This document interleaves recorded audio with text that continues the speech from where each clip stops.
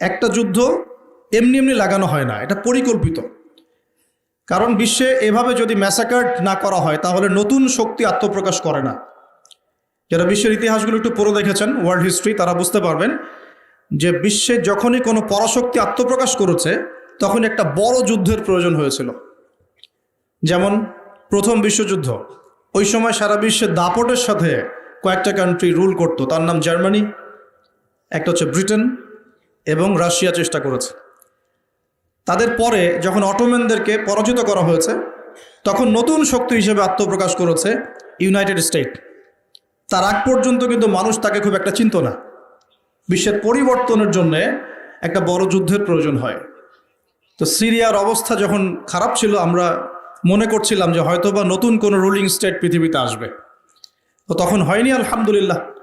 এখন এই ইস্যুটাকে কেন্দ্র করে মনে হচ্ছে বিশ্বে আরও একটা নতুন চালিকা শক্তি স্টেট আসতে পারে। সেটা কে, আমরা একটু অনুমান করব আজকে। কেন অনুমান করব? কারণ তাদের সাথে মুসলিমদের ভবিষ্যৎ জড়িত আছে, তাদের সাথে মুসলিমদের ভবিষ্যৎ জড়িত আছে। এবার আপনাকে আমি একটা দ্বিতীয় ইস্যুর দিকে নিয়ে আসি। সারা ওয়ার্ল্ডে দ্বিতীয় একটা ইস্যু চলছে এখন, সেটা হলো কোরআন পুড়িয়ে দেওয়া ইস্যু। আমরা মুসলিমরা কি কখনো অন্য কারো ধর্মগ্রন্থ পুড়িয়ে দিয়েছি? আমরা বরং এই কথা বলি যে কোনো মুসলিম ততক্ষণ পর্যন্ত মুসলিম হতে পারবে না যতক্ষণ পর্যন্ত সে ঈসা আলাইহিস সালামকে নবী বলে স্বীকার না করছে। আমাদের চাইতে নবী ঈসা আলাইহিস সালামকে কেউ বেশি সম্মান করে? আমরা বলছি কেউ মুমিনই হতে পারবে না, মুসলিম হতে পারবে না যদি সে ঈসা আলাইহিস সালামকে আল্লাহর নবী বলে স্বীকার না করে। এখন তার অনুসারীর দাবিদাররা তাহলে কেন কোরআন পড়িয়ে দিচ্ছে? উত্তর, কোরআনুল কারীম তাদের বিকৃত ধর্মচর্চা এবং সারা বিশ্বব্যাপী তাদের জুলুম নির্যাতনের বিরুদ্ধে কথা বলছে বলেই তারা কোরআনের বিরুদ্ধে ক্ষোভ ঝাড়ছে। এখন তাদের কাছে সুদটা হালাল, সুদটা ওদের কাছে বৈধ এবং সুদ দিয়ে তারা চলে, অন্য রক্ত চুষে খায়। সুদের ফলাফলটা অনেকটা ঢাকা শহরের মতো। কিসের মতো? একটা অংশ দেখবেন দিন দিন রিচ হচ্ছে, দিন দিন রিচ থেকে রিচার হচ্ছে একটা অংশ, আর একটা অংশ দিন দিন প্রভার্টি এবং ডেস্টিটিউশনের মধ্যে যাচ্ছে। প্রত্যেকটা বড় বড় শহরের এই চিত্র। সুদের মধ্য দিয়ে সারা বিশ্বের একটা অংশের মানুষ দিন দিন ধনী হয়েছে। সবার ক্ষতি হয়নি, কিন্তু ধনীরা আরও ধনী হয়েছে, আর গরিবরা দিন দিন তাদের অর্থ সম্পদের মান হারিয়েছে, তাদের অধিকার হারিয়েছে, তাদের জীবনযাত্রার মান কমে গেছে, প্রভার্টি এবং ডেস্টিটিউশনের মধ্যে চলে গেছে দরিদ্ররা। তারা এক কথায় বলতে পারি দাসত্বের শৃঙ্খলে আবদ্ধ হয়েছে, অর্থনৈতিক দাসত্বের শৃঙ্খলে আবদ্ধ হয়েছে। এটা ব্যক্তি থেকে শুরু করে সমাজ, কোনো কোনো ক্ষেত্রে রাষ্ট্র পর্যন্ত দাস হয়ে গেছে। আপনারা কি শ্রীলঙ্কার কথা জানেন? দেশটা যে দেউলিয়া হয়ে গিয়েছিল, কেন হয়ে গেছে? মূল কারণটা কি? দুইটা কারণ বল। কয়টা কারণ? অনেকে তিনটা চারটা কারণ বলেন। অর্থনীতিবিদ যারা আছেন, আমাদের দেশের বড় বড় অর্থনীতিবিদ যারা আছেন, তারা 4টা থেকে 5টা কারণ বলেন। আমি স্টাডি করেছি, কিন্তু আমরা ইসলামিক সেন্সে দেখি 2টো কারণ। কয়টা কারণ? 1 নম্বর দুর্নীতি। 1 নম্বর কি? দুর্নীতি। 2 নম্বর হচ্ছে রিবা বা সুদ। ব্যাস, যথেষ্ট। বাকি যেগুলো অপরিকল্পিত প্রজেক্ট ইত্যাদি ইত্যাদি, এগুলো অত মেজর কারণ নয়, এগুলোকে সামাল দেওয়া যেত। মূল কারণ 2টো, একটা হচ্ছে করাপশন বা দুর্নীতি, একটা হচ্ছে রিবা বা সুদ। আপনারা কি জানেন এই উপমহাদেশের মধ্যে আরও একটা কান্ট্রি ঠিক শ্রীলঙ্কার মতো পরিণতি বরণ করতে যাচ্ছে? নো, বাংলাদেশ না, এক্স্যাক্টলি পাকিস্তান। অথচ তারা এই তো আমাদের মহান মুক্তিযুদ্ধে কত নির্মমভাবে আমাদের ভাইদেরকে হত্যা করেছিল না? হত্যা করেছিল না? এটা কি ন্যায় ছিল না অন্যায় ছিল? আচ্ছা, কি উদ্দেশ্য ছিল ওদের? ওরা চাইতো আমাদেরকে শাসন করতে, আমরা দাসত্বের শৃঙ্খলা থাকবো, ওরা আমাদেরকে শাসন করবে। আজকে দেখেন মাত্র 30 থেকে 40-50 বছরের ব্যবধানে আল্লাহ পাকের কি ফয়সালা। আমরা কারো ক্ষতিতে কিন্তু খুশি হই না, তো আল্লাহ পাকের ফয়সালা দেখুন। একটা কথা বলি, দুর্নীতিতে কিন্তু আমরাও কম না, অন্তত পক্ষে এদিকে কিন্তু আমরাও কম না। একটা সময় ছিল যখন আমরা 1 নাম্বার ছিলাম, মনে আছে? এটা ছিল 2005 সালের কথা। কত সাল? 2005 সাল। এখন কত? 2023। এখন আমাদের অবস্থা মাশাআল্লাহ আগের চেয়ে কিছুটা ভালো হয়েছে, এখন আমরা এই যে কারেন্ট অ্যাফেয়ার্স যারা তোমরা পড়াশোনা করো, বিসিএস কোচিং করছেন, আপনারা জানবেন এখন আমরা কত নম্বর? 13 নম্বর। কত নম্বর? 13 নম্বর। কিছুটা তো উন্নতি হয়েছে। 1 নম্বর কে জানেন দুর্নীতিতে? কোন কান্ট্রি? সুদান, দক্ষিণ সুদান। কোন কান্ট্রি? দক্ষিণ সুদান কি মুসলিম কান্ট্রি না মুসলিম কান্ট্রি? মুসলিমরা টপে কেন?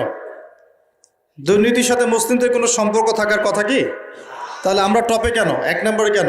দক্ষিণ সুদান 1 নম্বরে কেন? ওরা কি মুসলিম না? তাহলে শুধু লা ইলাহা ইল্লাল্লাহ মুখে বললেই মুসলিম হওয়া যায় না, যতক্ষণ পর্যন্ত না মানুষ কোরআন এবং সুন্নাহকে আমল করে দেখাচ্ছে।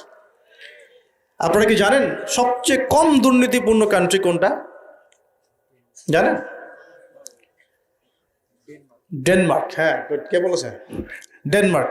তার সাথে আরো একটা কান্ট্রি আছে, তার নাম হচ্ছে নিউজিল্যান্ড। কোন কান্ট্রি? এই দুটো কান্ট্রির কোনোটাই কি মুসলিম কান্ট্রি? তারা কি লা ইলাহা ইল্লাল্লাহ বিশ্বাস করে?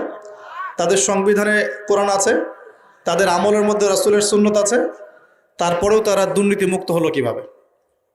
তার মানে ওই শিক্ষাটুকু তারা ঠিকই কোরআন সুন্নাহ মোতাবেক আমল করেছে, শুধু মুখে লা ইলাহা ইল্লাল্লাহ হয়তো পড়ে না। তাহলে আমি এতটুকু বোঝাতে যাচ্ছি তারা কেন কোরআনকে বিরোধিতা করছে, কেন কোরআনকে পুড়িয়ে দেওয়ার চেষ্টা করছে, কারণ কোরআন এইসব অন্যায়ের বিরুদ্ধে কথা বলছে। কিন্তু চিন্তা করবেন না, আল্লাহ রাব্বুল আলামিন নিজে এই কোরআন হেফাজতের দায়িত্ব নিয়েছেন। আল্লাহ পাক সূরা হিজরে বলেছেন, ইন্না নাহনু নাযালনা যিকরা ওয়া ইন্না লাহু লাহাফিজুন। নিশ্চয়ই আমি এই কোরআন নাজিল করেছি, এই কোরআন হেফাজত করার দায়িত্ব কার? আল্লাহর। এখানে আমি আপনাকে আরেকটা পয়েন্ট দেখিয়ে সামনের দিকে যাব। এবার ওই দিক থেকে চেহারাটাকে আমাদের দিকে ফিরিয়ে নিয়ে আসেন, মুসলিমদের দিকে তাকান। মুসলিমদের মধ্যে কত পার্সেন্ট মানুষ এখন 5 ওয়াক্ত নামাজ পড়ে?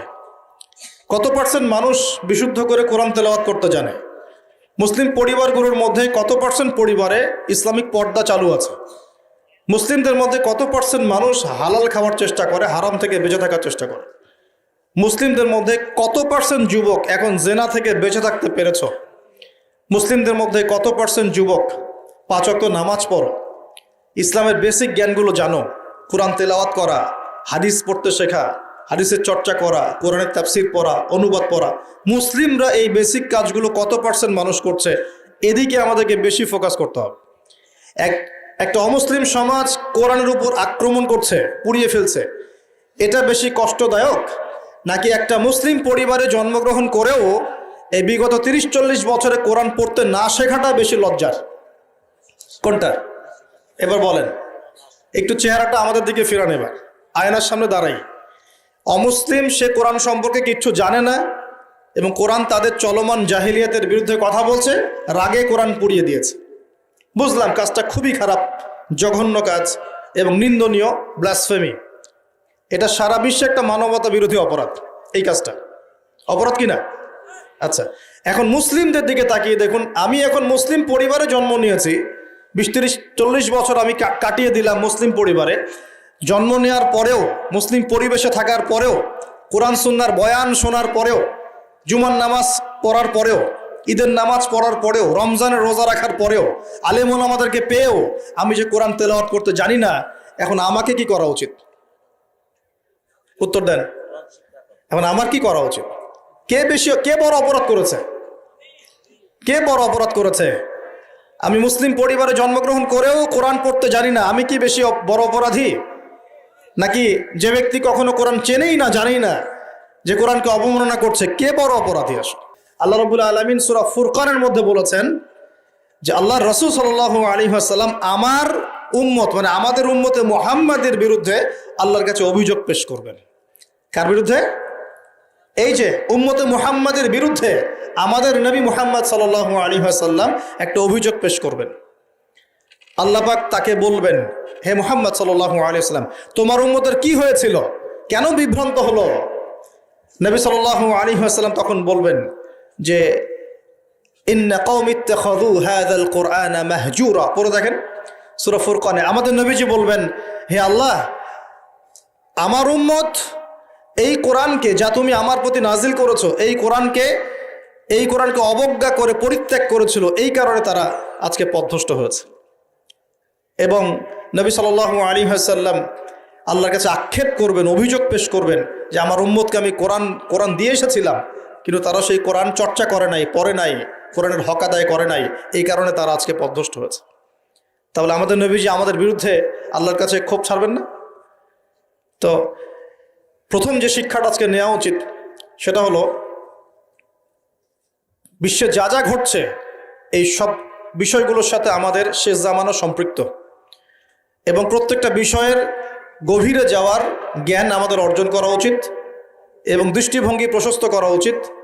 খেদির আলাইহিস সালামের মতো অন্তর্দৃষ্টি অর্জন করা উচিত।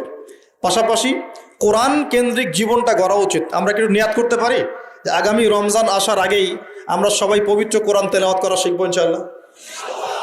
নামাজে দাঁড়াই কি পড়ছি বুঝতে পারছি না, তাই আমার মনোযোগটা কেমন? তারাবির নামাজে দাঁড়ালাম। তারাবি তো আমরা মাশাআল্লাহ কোনো কোনো মসজিদে, সব জায়গায় না, কোনো কোনো জায়গায় 3G 4Gও পড়া হয়। হ্যাঁ, আচ্ছা, তবে এটা একটু স্লো পড়া উচিত। এখানে ধৈর্য আমাদেরও কম, আমাদেরও দোষ আছে। ইমাম সাহেব যখন লম্বা করে তেলাওয়াত করে তখন আমরা আবার বলি এত সময় নাই হাতে, তাড়াতাড়ি শেষ করেন, বলি না? কোনো কোনো জায়গায় ইমাম সাহেবদেরকে মসজিদ কমিটিতে মনে হয় যে চাকরের মতো বিহেভ করে, এমন করে না? অথচ ইমাম সাহেব হচ্ছেন মসজিদের নেতা, সমাজের কি? সমাজের নেতা। তো তাকে তার জায়গায় সম্মান দিতে হবে। আল্লাহ পাক তৌফিক দান করুন। তো আমরাই কিন্তু দোষী, আমরা ফোর্স করি তাড়াতাড়ি শেষ করেন, হাতে সময় কম, মার্কেটে যাওয়া লাগবে, ওয়াইফ অপেক্ষা করতেছে, ঈদের শপিং করতে হবে, তাই না? আচ্ছা, রমজান নিয়ে আমি একটু পরে একটু কথা বলবো। কিছু কথা আছে রমজান নিয়ে, খুব গুরুত্বপূর্ণ কথা, খুবই গুরুত্বপূর্ণ। আমার মনে হয় যে এই কথাগুলো এই সিজনে হয়তো আপনারা অন্য কোনো লেকচার বা মাহফিলে শোনেন নাই। রমজান নিয়ে কিছু কথা আছে। আগে এই জায়গায় বলি যে তারাবিতে আমরা অনেক কিছু পড়ি, কিন্তু তারাবির নামাজটার শেষে আপনি যে আব্দুর রহমান এদিকে ডাকেন, ডেকে জিজ্ঞাসা করেন যে ভাই আব্দুল্লাহ, আপনি তারাবির নামাজ পড়লেন, কত রাকাত পড়ছেন? যে 20 রাকাতই পড়ছি মাশাআল্লাহ। ওকে, ফাইন। আচ্ছা, রাকাত সংখ্যা ঝগড়া নিয়ে আমি কথা বলতে যাচ্ছি না, ঠিক আছে? এটা আমার সাবজেক্ট না, আমি এগুলো নিয়ে কথা বলি না। এটা মুফতি সাহেবরা বুঝবেন, ইমাম সাহেব মুস্তাহিদরা তারা বুঝবেন। তো কি পড়লেন ভাই? হ্যাঁ, তারাবির নামাজ পড়লাম। কত রাকাত? হ্যাঁ, পুরা 20 রাকাত পড়ছি। তো তেলাওয়াত কেমন ছিল? নামাজে কেমন মনোযোগ ছিল? নামাজে ইমাম সাহেব কি পড়েছে সেটা তো আর বুঝতে পারি নাই, কিন্তু তেলাওয়াতটা খুব সুন্দর সুরের ছিল, এটা বুঝতে পারছি। আমাদের কোরআনের বুঝটা এই পর্যন্ত, খুব সুন্দর একটা তেলাওয়াত করেছে, লেহানটা খুব সুন্দর ছিল, খুবই মাধুর্যমণ্ডিত ছিল, এটা কানে খুব ভালো লাগছিল, এটা শুনেছে। তো ওই আয়াতগুলোতে কি বলেছেন আল্লাহ পাক, আপনি কি হেদায়েত পেয়েছেন? পুরো না, আমি তো কোরআন অর্থ জানি না। তো এই অর্থটা যদি জানতাম তাহলে কি নামাজে মনোযোগ আরো বাড়তো না? নামাজে চোখ দিয়ে পানি পড়তো না? একটু মক্কা মদিনার দিকে তাকিয়ে দেখবেন, তারাবির সময় এমনিতে নামাজে যখন নামাজ পড়ে ইমাম সাহেব ডুকরে কেঁদে ওঠেন না? কেন করেন? কারণ তারা কোরআন তেলাওয়াত করে অর্থটাকে অ্যাবজর্ব করতে পারেন, অটোমেটিক্যালি আপনি নামাজটাকে, কোরআনকে ফিল করতে পারবেন। তাহলে আমরা যে 30 বছর নামাজ পড়লাম, একটা দিনও তো চোখ দিয়ে পানি বের হলো না। আমরা যে 40 বছর নামাজ পড়লাম, খালি উঠলাম বসলাম, একটা দিনও তো সেজদায় আল্লাহকে পেলাম না, ফিল হলো না যে হ্যাঁ আল্লাহ আমার হয়ে গেছেন, আমি আল্লাহকে পেয়েছি। তো এগুলোর কারণ হচ্ছে, যে জায়গা থেকে এখানে আসলাম, এগুলোর অন্যতম কারণ হচ্ছে কোরআন এবং নামাজে যা পড়ছি এগুলোর অর্থটা না বোঝা। তো অর্থটা বোঝার প্রয়োজন নাই।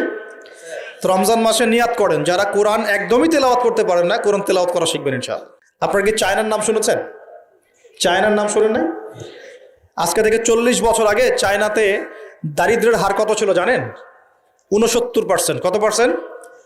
প্রায় 69 থেকে 70% মানুষ দারিদ্র্য সীমার নিচে ছিল। আজকে এই 2022 সালে ওদের দারিদ্র্যের হার কত জানেন? 1%-এরও কম। এবং তাদের পুরো জনসংখ্যার প্রায় 80 কোটি মানুষকে তারা জনশক্তিতে পরিণত করেছে। ওরা মানুষের সংখ্যা কমায় নাই, ওরা বলে নাই যে একটা বাচ্চা নেন। কথা বুঝতে পারছেন? ওরা জনগণকে জনশক্তিতে পরিণত করেছে, পড়াশোনা করেছে এবং অ্যাক্টিভ ছিল, পরিশ্রমী ছিল, সময়কে কাজে লাগিয়েছে এবং প্রযুক্তির জ্ঞানগুলো শিখেছে। প্রযুক্তি এবং কৃষি আস্তে আস্তে সারা বিশ্বের মার্কেট দখল করে ফেলেছে। আর আমাদের কাছে তো কোরআন সুন্নাহ আছে। আমরা যদি দুর্নীতি ছাড়তে পারি, পরিশ্রমী হতে পারি, অপচয় বন্ধ করতে পারি, সময়কে কাজে লাগাতে পারি এবং জনশক্তি তৈরি করতে পারি, বাংলাদেশ সুপার পাওয়ার হবে ইনশাআল্লাহ। স্বপ্ন দেখতে হবে, স্বপ্ন দেখতে হবে, হয়তো বাস্তবায়ন হবে অন্য কারো হাতে। ইমাম বুখারীর কথা জানেন না? ইমাম বুখারীর নাম শুনেছেন না?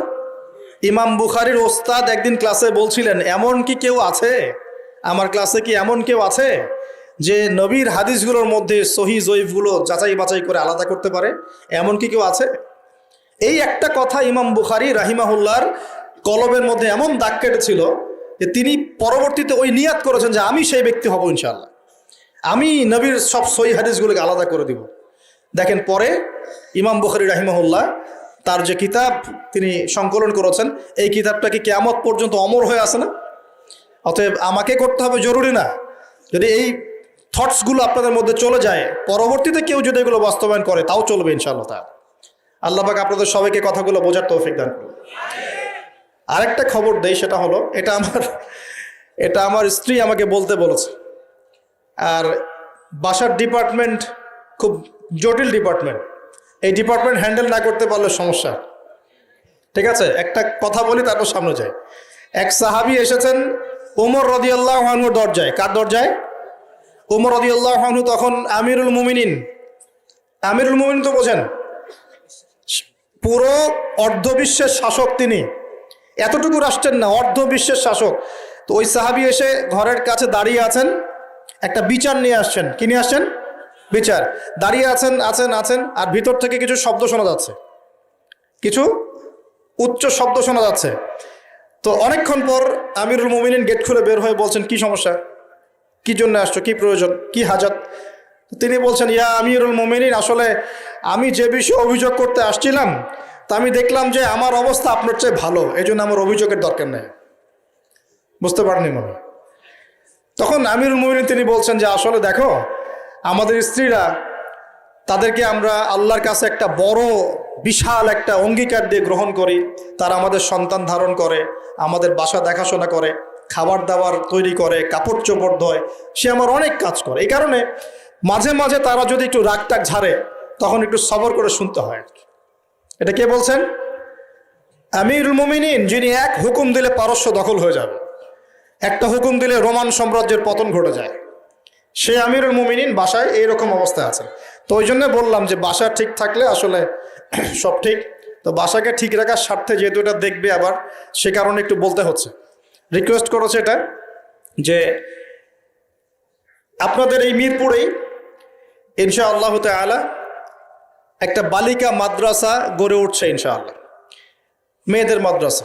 সেটা সম্পূর্ণ আমার স্ত্রী চালাবেন ইনশাআল্লাহ তাআলা, একদম গোড়া থেকে নিয়ে আস্তে আস্তে পর্যায়ক্রমে দাওরা হাদিস পর্যন্ত। এবং সেখানে ক্লাসিক্যাল যে সিলেবাস, এর পাশাপাশি জেনারেল শিক্ষিত দিনী বোনদের জন্যে বোথ অনলাইন এবং অফলাইনে কিছু ডিপ্লোমা কোর্স চালু করা হয়েছে, ইসলামিক ডিপ্লোমা কোর্স। যেমন 6 থেকে 1 বছরের মধ্যে তারা 5টা থেকে 6টা সাবজেক্ট পড়বে, যেমন আকিদা, যেমন হাদিস, কোরআন তেলাওয়াত, রাসূলের জীবনী, ইসলামের ইতিহাস এবং ফিকহের মাসালাগুলো। এভাবে বইগুলো ভাগ করে দেওয়া হবে, সাবজেক্ট ভাগ করে দেওয়া হবে, অনলাইন অফলাইন বোথ দুটোতেই তারা ক্লাস করতে পারবে। এভাবে 6 মাস 1 বছরের কিছু কোর্স তারা চালু করেছে। এটা অ্যানাউন্স করতে আমাকে বলা হয়েছে আর কি। আপনাদের মা বোনদেরকে যদি পাঠাতে পারেন সপ্তাহে 2 দিন 3 দিন করে, ইনশাআল্লাহ তাআলা তারা কিছু দিনের জ্ঞান শিখে বাসায় ফিরবে ইনশাআল্লাহ। এই বিষয়টা বলার জন্য রিকোয়েস্টেড ছিলাম আমি বলতে পেরে আমার ভালো লাগছে, আলহামদুলিল্লাহ। আমরা দোয়া করি আল্লাহ পাক এমন কোর্সগুলো প্রত্যেকটা মাদ্রাসায় চালু করার তৌফিক দান করুন।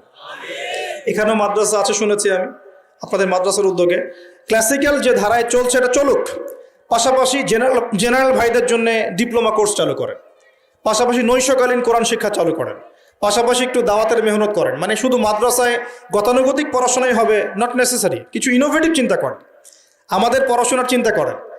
যদি প্রত্যেকটা মাদ্রাসায় জেনারেল শিক্ষিত ভাইদের জন্য 2-3 বছরের কোর্স চালু করা হয়, জেনারেল ভাইরা 3 বছর পর ইসলাম শিখতে পারবে না? আমি বলছি না তারা মুফতি হয়ে যাবে, আমি বলছি না তারা একদম মুহাদ্দিস হয়ে যাবে, কমপক্ষে কোরআন তো তেলাওয়াত করা শিখবে, আরবি ভাষা তো শিখবে, কমপক্ষে আকীদার কিছু মৌলিক জ্ঞান তো শিখবে, নবীজির 40টা হাদিস তো কমসে কম শিখবে, ফিকহের কিছু জ্ঞান শিখবে, রাসূলের জীবনী শিখবে, ইসলামের ইতিহাস তো শিখতে পারবে। এবং এগুলো লঞ্চ করলে দেখবেন আপনারা জায়গা দিয়ে কুল পাবেন না। হাজার হাজার জেনারেল শিক্ষিত ভাই মুখিয়ে আছে এমন কিছুর জন্য। আল্লাহ পাক আমাদের মাদ্রাসা পরিচালকদেরকে বোঝার তৌফিক দেন এবং এই ধরনের পদক্ষেপগুলো গ্রহণ করার তৌফিক দান করুন। তো প্রিয় ভাইরা, বিশ্ব পরিস্থিতি সম্পর্কে সচেতন থাকেন এবং আসন্ন রমজানটাকে কাজে লাগান। কোরআন পুড়িয়ে দেওয়ার ইস্যুটা হোক আমাদের কোরআন শিক্ষার প্রেরণা, কোরআন পুড়িয়ে দেওয়ার ইস্যুটা হোক কোরআন শেখার প্রেরণা, যে আমি মুসলিম পরিবারে জন্ম নিয়েছি, আমি কেন কোরআন শিখব না। আসুন কোরআন শিখি, কোরআন বুঝি এবং কোরআন দিয়ে আমরা জীবন গড়ি। আল্লাহ পাক তৌফিক এনায়েত করুন। বিশ্বাস করেন, আমি আপনাদেরকে ওয়াদা করছি যে এবার যে মাহফিলে এসে আমার যে অভিজ্ঞতা হয়েছে, এর পরের বছর আমি এত মাহফিলে যাব না। আমি নিজেই বলতেছি, অল্প কিছু মাহফিল হয়তো হাতে নেওয়া হবে, যেটাতে কোয়ালিটি থাকবে, ভালো পরিবেশ আছে, কথা বলার পরিবেশ, শিক্ষিত মহল আছে, ভালো কমিটি আছে। আমার খুব বাজে বাজে কিছু অভিজ্ঞতা হয়েছে। মনে হয়েছে যে আমি মনে হয় এখানে এসে খারাপ হয়ে গেলাম, মনে হচ্ছে আমি আগেই মনে ভালো ছিলাম, এখানে এসেই খারাপ হয়ে গেলাম, এমনও মনে হয়েছে। আগেই ভালো ছিলাম, মসজিদে খুতবা দিতাম, মসজিদ ভিত্তিক সেমিনার হতো, একটা হাদিসের উপর দার্স হতো, এগুলো অনেক ভালো ছিল। আমি বলছি না যে এর সব কিছুই খারাপ, এটা বলছি না, কিন্তু এখানকার একটা অংশ আছে যেটা এই পবিত্র জিনিসটাকে অপবিত্র করে ফেলছে। এখানে ইসলামিক বিষয়গুলোকে অন্যের সামনে হাসি ঠাট্টার পাত্র বানানো হচ্ছে। এখানে অহেতুক কেচ্চা কাহিনী বলে অনেক জায়গায় সময় নষ্ট করা হচ্ছে। হ্যাঁ, কোনো কোনো ক্ষেত্রে মাহফিল টাকা কালেকশনের মৌসুম বানানো হয়েছে। কোনো কোনো ক্ষেত্রে এখানে পাবলিসিটি, পপুলারিটি, ভাইরাল হওয়ার চেষ্টা করা হয়েছে।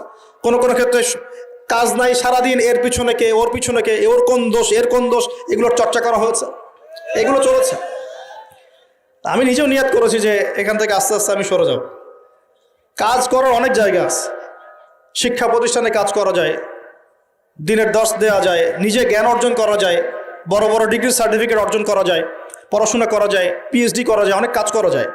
দিনের জন্য কাজ করতে সোশ্যাল কাজ করা, সামাজিক কাজ করা যায়, সামাজিক সংগঠন করা যায়, যেটা নন পলিটিক্যাল, নন প্রফিটেবল, এমন কিছু নন প্রফিটেবল অর্গানাইজেশন করা যায়, মানুষের মানবতার সেবায় কাজ করা যায়। অনেক ক্ষেত্র আছে কাজের, এটা একমাত্র ক্ষেত্র নয়। তো এই জায়গাটার পবিত্রতা ধরে রাখেন, না হলে যত দিন যাবে এগুলো যদি এভাবেই চলতে থাকে, ওয়াজ মাহফিল এবং দিনের ব্যাপারে এক শ্রেণীর মানুষের একটা বিরূপ ধারণা তৈরি হয়ে যাবে, যেটা অলরেডি হয়েছে বাংলার মাটিতে। আপনারা বুঝতে পারছেন না, অলরেডি হয়েছে বাংলার মাটিতে। মানুষ মজা করে এগুলো দেখলে, ট্রল করে। এখন কেন করে? কারণ আমরা এগুলোকে হাসি ঠাট্টার পাত্র বানিয়েছি, আমরা ট্রল করেছি, আমরা এগুলোকে ছড়িয়ে দিয়েছি। আল্লাহ পাক আমাদেরকে বোঝার তৌফিক দান করুন। আর ইউটিউবার, ফেসবুকার যারা থাকবে, তোমাদেরকে বলি একটা নসিহত, চিলে কান নিল টাইপের মানুষ হবে না কখনো। চিলে একটা কান নিল, বাস তুমি দৌড়ানো শুরু করলা। এ ধরনের মানুষের কোনো ব্যক্তিত্ব থাকে না, এ ধরনের মানুষের কোনো সততা থাকে না। এরা স্রেফ কিছু ভিউজ এবং ডলার চায়, আর কিছু না। এবং এর মধ্য দিয়ে ইসলামের উপকারের জায়গায় বড় বড় ক্ষতি হয়ে যায়।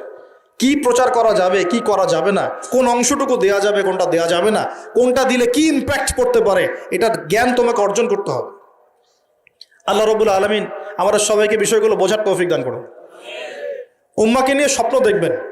আমি বলি কি প্রিয় ভাইয়েরা, নিজে আগে নিজের কবরের ফিকির করি, নিজে আগে নিজের কবরের ফিকির করি যে আমাদেরকে আমাদের কবরে যেতে হবে, কি নিয়ে যাব, কতটুকু নামাজ পড়লাম, কতটুকু আমল করলাম, কতটুকু কোরআন চর্চা করলাম, কতটুকু দিনে ইলম অর্জন করেছি, আমল করেছি, বাস্তবায়ন করেছি, এই ফিকিরটাকে করে।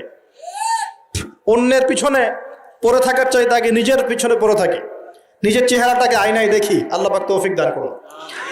এরপর প্রিয় ভাইয়েরা, যেটা বেশি প্রয়োজন সেটা হলো আমাদের সন্তানদেরকে মানুষ করে যাওয়া। আমাদের সন্তানদেরকে মানুষ করে যেতে না পারলে সমস্যা। এখন যা পড়াশোনা হচ্ছে দেখতেই পারছেন কি হচ্ছে, এভাবে চলতে থাকলে সমস্যা আছে। জ্ঞান কাকে বলে? আল্লাহ পাক সূরা আলাকে বলেছেন, ইকরা বিসমি রাব্বিকাল্লাযী খালাক, পড়ো তোমার সেই রবের নামে যিনি তোমাকে সৃষ্টি করেছেন। এই আয়াতের অর্থ কি? প্রত্যেক ইনস্টিটিউশনে একটা লেখা আছে দেখবেন, কিন্তু অর্থটা কি? অর্থ হচ্ছে, শোনেন, জ্ঞান সেটাই, ইকরা পড়ুন আপনার রবের নামে। জ্ঞান সেটাই যা আমাকে আমার রবের দিকে নিয়ে যাবে, রবের কাছাকাছি নিয়ে যাবে। যে জ্ঞান আমাকে রব থেকে দূরে সরিয়ে দেয় সেটা জ্ঞান না, সেটা জাহেলিয়াত। তাহলে ভালো করে দেখতে হবে আমি কি পড়ছি, কেন পড়ছি, জ্ঞানের উদ্দেশ্যটা কি। আমার জ্ঞানের উদ্দেশ্য কি খালি দুনিয়া, না পরকালে বাঁচতে হবে? এই বিষয়টা আমাকে দেখতে হবে। সন্তানদেরকে মানুষ করে যান, স্পেশালি যুবকদের দিকে আমি বলবো, ফোকাস করব। এই যুব সমাজের হাতে এই দেশ এবং উম্মার ভবিষ্যৎ নির্ভর করছে। এই যুবকদের হাতেই এই জাতি এবং এই দেশ এবং এই উম্মার ভবিষ্যৎ নির্ভর করছে। অথচ তোমরা কি করছো? অথচ তোমরা বেনামাজি পড়ে আছো, অথচ তোমরা জাকাত দিচ্ছ না, রমজানের রোজা রাখছো না, তোমরা উযু গোসলের মাসআলা বলতে পারছো না, তোমরা ঈমান আকীদা ঠিক করছো না, নবীর 40 হাদিস মুখস্থ করছো না, কোরআন পড়া শিখছো না। যুবকদের হাতে এই দেশ এবং জাতির ভবিষ্যৎ। সেই যুবকরা পড়ে আছে এখন মাদকের নেশায়। এই যুবকদের একটা বড় অংশ মেয়েদের পিছনে তার জীবন নষ্ট করে দিচ্ছে। এই যুবকদের একটা বড় অংশ এখন এখানে কি করবো, ফাত্তাকুল্লাহা মাসতাতা'তুম, সাধ্যমতো আল্লাহকে ভয় করতে হবে, চরিত্র পবিত্র রাখতে হবে, হালাল উপার্জনের সোর্স তৈরি করা মাত্রই বিয়ে করে ফেলতে হবে। বিয়ে ছাড়া চরিত্র হেফাজতের অন্য কোনো পদ্ধতি নাই। এই চিরকুমার সঙ্গটঙ্গ যোগ দিয়ে লাভ নাই। আর যতই হারাম প্রেম করেন না কেন, এই প্রেমগুলো আপনাকে মনে শান্তি দিবে না, এগুলো আপনাকে অস্থির করে রাখবে। কেন? কারণ এটা হারাম, এটা হারাম। আর যখন হালাল ভালোবাসা আপনি পাবেন, হালাল ভালোবাসা যেটা আল্লাহ পাক নাজিল করেন, তখন ইনশাল্লাহ আপনার মনের মতো স্ত্রী না হলেও দেখবেন আপনি তার সাথে সারা জীবন কাটিয়ে দিচ্ছেন। কারণ এই ভালোবাসা আল্লাহর পক্ষ থেকে আসবে। এখানে শুধু এই যে কিছু মানুষ মনে করে বিয়ে মানে যৌনতা, তাই না? এটা একটা কনসেপ্ট তৈরি করে দেওয়া হয়েছে, বিয়ে মানে মনে হয় যৌনতা। আসলে বিয়ে যৌনতার বৈধ একটা পথ মাত্র, এটা হালাল একটা পথ মাত্র। এখানে আরো বড় বিষয়টা হচ্ছে দায়িত্ববোধ। দায়িত্ব, একটা মানুষের দায়িত্ব নেয়া, তার অভিভাবক হওয়া, তার সাথে জীবনের সুখ দুঃখ হাসি কান্নাকে ভাগাভাগি করে নেয়া, তার সাথে জীবনের উদ্দেশ্য ফিক্স করা, কষ্ট করে হলেও সবর করে হলেও সুখে দুঃখে পাশে থাকা। স্বপ্ন মানে পাশে থাকা। স্বপ্ন মানে কি? পাশে থাকা। তার দায়িত্ব নেয়া, রেসপন্সিবিলিটি নেয়া, তাকে খাওয়ানো, তার ভরণ পোষণ দেয়া। কেউ যদি আপনার স্ত্রীর দিকে খারাপ চোখে তাকায়, আপনি তার চোখটা পর্যন্ত তুলে ফেলবেন, এর নাম বিয়ে। এই কাজ করবেন না? এই কাজ করবেন। তো এখানে যৌনতা দিয়ে দেওয়া হয়েছে, বিয়ে মানেই মনে হয় যৌনতা। বিষয়টা এমন নয়, এখানে অনেক বিষয় জড়িত আছে। এই কারণে এটা পবিত্র সম্পর্ক, এটা মিসাকুন গালিযা, এটা কঠিন অঙ্গীকার আল্লাহর পক্ষ থেকে। এই কারণে দেখা যায় অনেক চড়াই উতরাই পার হলেও বৈবাহিক সম্পর্ক ঠিক থাকে না? কিন্তু যত দিন যাচ্ছে কি হচ্ছে, এই ভাঙনগুলো বাড়ছে। কেন বাড়ছে? বিকজ বিয়ের আগে প্রেম, বিয়ের আগে অমুকের সাথে প্রেম, অমুক জেনা, পর্নোগ্রাফিতে আসক্ত, পরকিয়া, ওই সিরিয়ালস, পশ্চিমা সংস্কৃতি, হ্যাঁ, বস্তুবাদিতায়, সব মিলিয়ে বিয়েগুলো ভেঙে ভেঙে যাচ্ছে। এখন পরিবারগুলো নষ্ট হয়ে যাচ্ছে না? যদি আমি নিজে আপনাকে নসিহা করছি, যদি একজন স্ত্রী আপনার মনের মতো আল্লাহ পাক দিয়ে দেন এবং আপনার এই স্ত্রীকে নিয়ে থাকার মতো, খাওয়ার মতো বাসস্থান, অন্ন বস্ত্রের সংস্থান আছে, সচ্ছল আপনি মোটামুটি, এবং আপনি তাকে ভালোবাসেন আপনার মনের মতো, আপনি তাকে নিয়ে সারা দুনিয়ার জীবনটা কাটিয়ে দেন, অন্য কোনো দিকে দেখতে যান। বিষয় কোরআন সুন্নাহ আছে ঠিকই, কিন্তু বাস্তবায়ন খুব কঠিন। ফ্যান্টাসিতে ভুগলে হবে না, ফ্যান্টাসিতে ভুগবেন না, এগুলো কঠিন। আর এখন যে অবস্থা পড়েছে, একজন স্ত্রীকে সন্তুষ্ট করাই তো কঠিন, আর মানুষ 4 জনকে সন্তুষ্ট করতে চাচ্ছে। এত সহজ না সবকিছু। এটা নিয়ে আমি আলাদা লেকচার দিব ইনশাআল্লাহ। আপনাদের কিছু বিষয় জানতে হবে, জানার দরকার আছে। আর ব্যালেন্স করা এত সহজ নয়, ব্যালেন্স করা এত সহজ নয়। সর্বোচ্চ চেষ্টা করার পরেও দেখবেন, সর্বোচ্চ চেষ্টা করার পরেও দেখা যাবে দিন শেষে আপনি অপরাধী হয়ে বসে আছেন। আর আমি একটা লেকচারে বলেছি না, পুরুষ মানুষ বোকা। পুরুষ মানুষ কেন বোকা? কারণ সে সবাইকে খুশি করতে চায়। সে চায় মা সুখে থাক, বোন সুখে থাক, স্ত্রী সুখে থাক, যদি আরও স্ত্রী থাকে ও সুখে থাক, সন্তানরা সুখে থাক, সবাই ভালো থাক। এবং তাদের ভালোর জন্য তারা কত কষ্ট করে, দিন রাত ডিউটি করে, অফিসে যায় আসে, জ্যাম ফেস করে, মানসিক প্রেশার নেয়, শারীরিক প্রেশার নেয়, নেয় না? অথচ এই কষ্ট কিন্তু মহিলারা বোঝে না। বোঝে? সবাই বোঝে না। আছে অনেক ভালো স্ত্রী আছে, কিন্তু সবাই কিন্তু বোঝে না। মনে করে যে পুরুষ মানুষ মনে হয় ভোগবাদী, খালি মেয়েদেরকে ভোগ করতে চায়। অথচ সবাইকে সুখে রাখার এই চেষ্টায় একজন পুরুষ দিন শেষে নিজেই সুখী হয় না। বহু পুরুষ শেষ বয়সে গিয়ে একাকিত্বে ভোগে, একা হয়ে যায়। এই জন্য বলছি, ফ্যান্টাসি বাদ দেন। ফ্যান্টাসি বাদ দিয়ে হালাল রিজিক হয়েছে, একটা নেককার পরহেজগার মেয়ে দেখে বিয়ে করে ফেলে, ব্যাস তাকে নিয়ে দুনিয়ার ছোট্ট জীবনটা কাটিয়ে দেন। আর জান্নাতে তো হুর পড়ে অপেক্ষা করছে ইনশাআল্লাহ। কি মনে করেন অপেক্ষা করছে না? এই লেকচার বাসায় গেলে কি হবে আমার অবস্থা আমি জানি না। কিন্তু বলছি আছে তো সবচেয়ে সবচেয়ে শেষে যারা জান্নাতে যাবে একদম লাস্টে, তাদের প্রত্যেককে আল্লাহ পাক কমপক্ষে 2 জন করে হুর দিবেন। আর যারা আল্লাহ রাব্বুল আলামিনের রাস্তায় শহীদ হয়ে গেছে, এখনো যাচ্ছে বা হয়েছে বা হবে, তারা কি 72 জন। কতজন? 72 জন হুর আল্লাহ রাব্বুল আলামিন দিবেন। বাস ইস্যু তৈরি করে দিলাম, এখন নাস্তিকরা লেগে পড়বে এতগুলো মেয়ে কেন, কি ইত্যাদি ইত্যাদি। এসব বিষয়ের দিকে আমাদের দেখার দরকার নাই। আল্লাহ পাক আমাকে আপনাকে দিলে ওর কি কোনো সমস্যা? প্রিয় ভাইরা, যুবকদের কথাই বলছিলাম যে এখন এই যুবকদের হাতে দেশের ভবিষ্যৎ, উম্মার ভবিষ্যৎ। পুরো বিশ্বের প্রেক্ষাপটটা বুঝবেন। বিশ্বে এরকম যুদ্ধ বিগ্রহ চলছে এবং সারা বিশ্বে পশ্চিমাদের দ্বারা মুসলিমদের উপর ব্যাপক নির্যাতন চলছে। এই নির্যাতন থেকে বের হতে হলে আমাদের শক্তি বৃদ্ধি করতে হবে। কি করতে হবে? শক্তি বৃদ্ধি করতে হবে।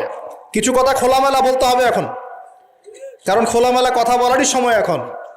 এখন এখন না বললে অনেক দেরি হয়ে যাবে।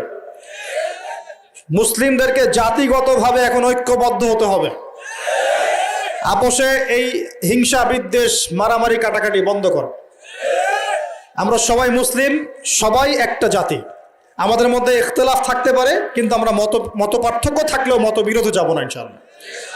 আমরা যদি কোনো মুসলিম ভাই আমাকে গালিও দেয়, যদি কোনো মুসলিম ভাই আপনাকে আমাকে গালিও দেয়, আমাদের সাথে শত্রুতাও করে, তারপরেও আল্লাহর দুশ্মনদের সাথে মোকাবেলা করার জন্য আমরা একসাথে লড়বো ইনশাআল্লাহ। মুসলিমদের মধ্যে ঐক্য আনতে হবে। ঐক্য আনতে না পারি, বিভক্তি বাড়াবো না। ঐক্য আনতে পারছি না, বিভক্তি কমসে কম বাড়াবো না। এটা খেয়াল রাখতে হবে।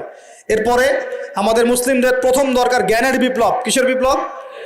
কোরআনের জ্ঞান, হাদিসের জ্ঞান, এই যে ইসলামের জ্ঞান, দ্বীনের জ্ঞান এবং দুনিয়াবি জ্ঞান, এই সমস্ত রকম জ্ঞানকে একত্রিত করে এমন শিক্ষা গ্রহণ করতে হবে যে ইনশাআল্লাহ আগামী দিনে যেন আমরা আগামী 10 থেকে 20 বছর পর এই কোরআন সুন্নাহর জ্ঞানকে দিয়ে বিশ্বকে চ্যালেঞ্জ করতে পারি। এমন প্রজন্ম তৈরি করতে হবে। আল্লাহ পাক তৌফিক দান করুন। এখন আমাদের সবাইকে আদর্শ পরিবার করতে হবে। নিজের পরিবারের মধ্যে কর্তা আমি আমার পরিবারে পর্দা কায়েম করব, কারো কিছু বলার আছে? আমি আমার পরিবারে নামাজ প্রতিষ্ঠা করব, কারো কিছু বলার আছে? আমি আমার পরিবারের মধ্যে দ্বীনের ইলম তালিম চালু করব, কারো কিছু বলার আছে? নিজের পরিবারে কর্তা আমরাই। অতএব পরিবারটা কমসে কম ইসলামিক করে গড়ে তোলেন। আল্লাহ পাক তৌফিক দান করুন। 4 নম্বর, আমাদের সন্তান যারা আছে তাদের সবাইকে ইসলামিক শিক্ষা দেওয়ার চেষ্টা করতে হবে। যদি ইসলামিক শিক্ষা দিতে এই সমাজ ব্যর্থ হয়, তাহলে নতুন শিক্ষা প্রতিষ্ঠান গড়ে তুলে হলেও শিক্ষা দিতে হবে ইনশাআল্লাহ। আল্লাহ পাক তৌফিক দান করুন। আমাদের প্রত্যেক পরিবারের মা বোনদেরকে খাস পর্দায় রাখতে হবে এবং যুবক ভাইদের জন্য বিয়েটাকে সহজ করতে হবে এবং রিজিকের ব্যবস্থা বৃদ্ধি করতে হবে। আর সবাই একটা কি থটস নিয়ে চলেন, খালি চাকরি আর চাকরি, চাকরি আর চাকরি। রিজিকের একটা বড় অংশ আল্লাহ পাক রেখেছেন ব্যবসার মধ্যে। রিজিকের একটা বিশাল অংশ আল্লাহ রেখেছেন কোথায়? ব্যবসায়। উদ্যোক্তা হন, কৃষিভিত্তিক অর্থনীতির দিকে ফোকাস করেন। কৃষিভিত্তিক অর্থনীতি, আপনি প্রতিভা ঘটান, ইনোভেটিভ কিছু করেন, নতুনত্ব নিয়ে আসেন, আল্লাহর জমিনকে কাজে লাগান। একটা আয়াত বলি, সূরা আরাফের মধ্যে আল্লাহ বলেছেন, আল্লাহ পাক বলছেন, যদি এই জনপদের অধিবাসীরা আল্লাহর প্রতি ইমানদার হতো, আল্লাহ পাক আসমান এবং জমিনের বরকতের সব দরজা খুলে দিতেন। এই জমিনে বরকত আছে, জমিন নিয়ে কাজ করেন, কৃষিভিত্তিক কাজ করেন, ব্যবসা করেন। শুধু একটা জিনিস মাথায় ঢুকিয়ে দেওয়া হয়েছে, ডক্টর ইঞ্জিনিয়ার, ডক্টর ইঞ্জিনিয়ার। কেন এগুলো? কেন সবাই সবকিছু হবে না? হালাল রিজিক সার্চ করতে হবে। আল্লাহ পাক সবাইকে তৌফিক এনায়েত করুন বলি আমিন। এরপর আমাদের করণীয় হচ্ছে আমাদের প্রত্যেককেই সৎ কাজে আদেশ করতে হবে, অসৎ কাজে নিষেধ করতে হবে। শুধুমাত্র দায়ী আলেম তারাই এই দাওয়াতি কাজ করবেন এমন নয়, সবাইকে দ্বীনের দাওয়াতি কাজে জিম্মেদারি গ্রহণ করতে হবে। দাওয়ার সাথে যারা সম্পৃক্ত আছে তাদের সাথে পরামর্শ করবেন, চলবেন ফিরবেন। তা'মুরুনা বিল মা'রুফ, তোমরা সৎ কাজে আদেশ করবে। ওয়া তানহাউনা আনিল মুনকার, অসৎ কাজে নিষেধ করবে। ওয়া তু'মিনুনা বিল্লাহ, এবং আল্লাহর প্রতি ঈমান রাখবে। তবেই কুনতুম খায়রা উম্মাহ, তোমরা শ্রেষ্ঠ জাতি হতে পারবে। আল্লাহ পাক তৌফিক দান করুন। আরেকটা বিষয় বলি, সেটা হলো আল্লাহ পাক আমাদের সবাইকে কিছু প্রতিভা দিয়েছেন। এই প্রতিভাগুলোকে, যার যার প্রতিভাকে, লেখার প্রতিভা, বলার প্রতিভা, চিন্তা করার প্রতিভা, সংগঠিত করার প্রতিভা, আপনার অর্থনৈতিক সামর্থ্য, রাজনৈতিক ক্ষমতা, যা আল্লাহ পাক যাকে দিয়েছেন, এই বিষয়গুলোকে ইসলামের কল্যাণে ব্যয় করতে হবে। আল্লাহ পাক তৌফিক দান করুন। এবং আরও করতে হবে অমুসলিম ভাই বোন যারা আছে আমাদের দেশে এবং সমাজে, তাদের কারো সাথে কোনো রকম দ্বন্দ্ব সংঘাতে যাবেন না, বরং তাদেরকে ইসলামের সৌন্দর্য তুলে ধরবেন তাদের সামনে এবং তাদেরকে ইসলামের দাওয়াত দিবেন, দাওয়াত দিয়ে তাদেরকে ইসলামের দিকে দীক্ষিত করার চেষ্টা করবেন। যদি এই যে আমরা তো আপোষে মারামারি কাটাকাটিতে লিপ্ত আছি, আপনারা তো খবরই রাখেন না যে বাংলাদেশে কত মানুষ বিধর্মী হয়ে যাচ্ছে, জানেন? এই যে উত্তরাঞ্চল সহ পার্বত্য এলাকা, বর্ডার এলাকা সব ঘুরে দেখেন যে কত মানুষ দিন দিন বিধর্মী হয়ে যাচ্ছে। দেখেন, ওই দিন টনক নড়বে যেদিন দেখবেন 50%ই হয়ে গেছে বিধর্মী, ওই দিন টনক নড়বে। আল্লাহ না করুক। অতএব আমাদেরকে বসে থাকলে চলবে না, আমাদেরকে দাওয়াতি কাজ করতে হবে। দিন ইসলামের দাওয়াত, কোরআনের দাওয়াত সবার সামনে উপস্থাপন করতে হবে। আল্লাহ পাক আমাদের সবাইকে দায়ী হওয়ার তৌফিক দান করুন। কমপক্ষে পার্ট টাইম, দিনে 1 ঘন্টা, দিনে আধা ঘন্টা হলো দাওয়াতি কাজ করতে হবে। আর দাওয়াতি কাজ করার আগে কি লাগবে? জ্ঞান লাগবে। সেই জ্ঞানটা অর্জন করতে হবে। জ্ঞান অর্জন করার পদ্ধতিগুলো বললাম, এভাবে অর্জন করতে হবে। এবং জ্ঞানী মানুষদের সাথে থাকতে হবে। আল্লাহওয়ালা জ্ঞানী মানুষ এবং যারা আল্লাহর মারিফতওয়ালা মানুষ, আল্লাহ নূরওয়ালা মানুষ, এই মানুষগুলোর সাথে থাকতে হবে। যারা গোলালু মার্কা মানুষ, এখানে থেকে কিছু শিখতে পারবেন না। সব তরকারিতে চলে, এই সব তরকারি দিয়ে লাভ নাই। যারা হককে হক বলতে পারে, বাতিলকে বাতিল বলতে পারে, আল্লাহ পাকের জমিনে তারা সম্মানিত ইনশাআল্লাহ। জমিনের উপর বেঁচে থাকলেও সম্মানিত, মাটির নিচে চলে গেলেও সম্মানিত ইনশাআল্লাহ। আল্লাহ রাব্বুল আলামিন এমন মানুষের সংখ্যা বাড়িয়ে দিন এবং তাদের সাথে আমাদেরকে থাকার তৌফিক এনায়েত করুন। আরেকটা বিষয় বলবো, সেটা হলো পলিটিক্যাল ইস্যুস। যে একটা জাতির মধ্যে আপোষে মারামারি কাটাকাটিতে যাবেন না, এটা খুব খারাপ। কেন খারাপ? কারণ আমরা হয়তো মনে করি যেগুলো পলিটিক্যাল ইস্যুস, আসলে কি হয়, উম্মার ঐক্য নষ্ট হয়, ভাই ভাই মারামারি করে, নিজের ভাইয়ের হাতে ভাইয়ের রক্ত ঝরে, এতে করে উম্মার ঐক্যটা বিনষ্ট হয়ে যায়। এবং ইসলামের বহিঃশত্রু যারা আছে, এরা এই ইস্যুগুলোকে কাজে লাগায় আমাদের ভিতর ঢুকে পড়বে। খুব চোখ কান খোলা রেখে ঠান্ডা মাথায় সবর করেন, ধৈর্য ধরেন, জ্ঞান অর্জন করেন, নিজের কবরের ফিকির করেন, আধ্যাত্মিকত্ব অর্জন করেন, সুন্নতের উপর আমল করেন, কোরআন পড়েন, দাওয়াতি কাজ করেন, পরিবার করেন, আস্তে আস্তে ইসলাম এগিয়ে যাবে ইনশাআল্লাহ তাআলা। আল্লাহ রাব্বুল আলামিন আমাদের সবাইকে কথাগুলো বোঝার তৌফিক দান করুন এবং আমল করার তৌফিক এনায়েত করুন। সকলে বলি আমিন।